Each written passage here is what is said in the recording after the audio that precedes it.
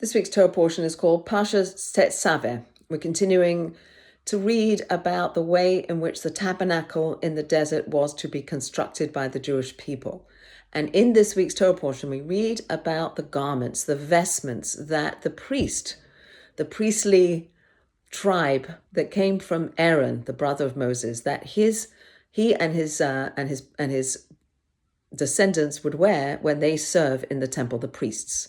And we read about the garments of the regular priest, and we read about the garments that the high priest would wear.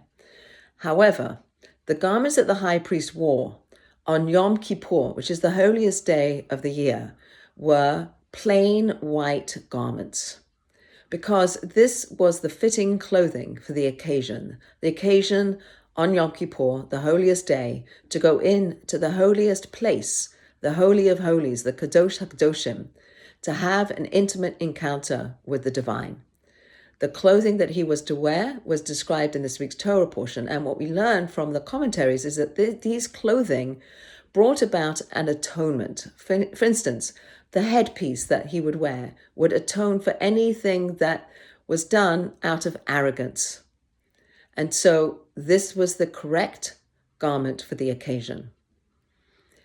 When we think about clothing, yes, it's clothing that covers us, like when God clothed Adam and Eve after they were exiled from the Garden of Eden, that they were to wear fig leaves. There was the beginning of clothing.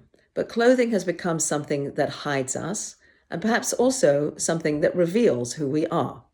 If you look back in the Torah, you see Jacob, who went in to his father Isaac to get a blessing, but it was the blessing that Isaac was thinking he was giving to Jacob's brother Esau. Jacob wore clothing that deceived their father. Later on, we read about Joseph, who's now the viceroy in Egypt, and his brothers come to get food, and they come into the palace and they come and meet with their brother Joseph, but they don't recognize him because he's wearing clothing. Clothing, the word in Hebrew is beged, which means to clothe, but it also means to betray, that we can use garments to betray us. However, we can also use garments, as it says in this week's Torah portion, for glory and for splendor and for representing who we are on the inside.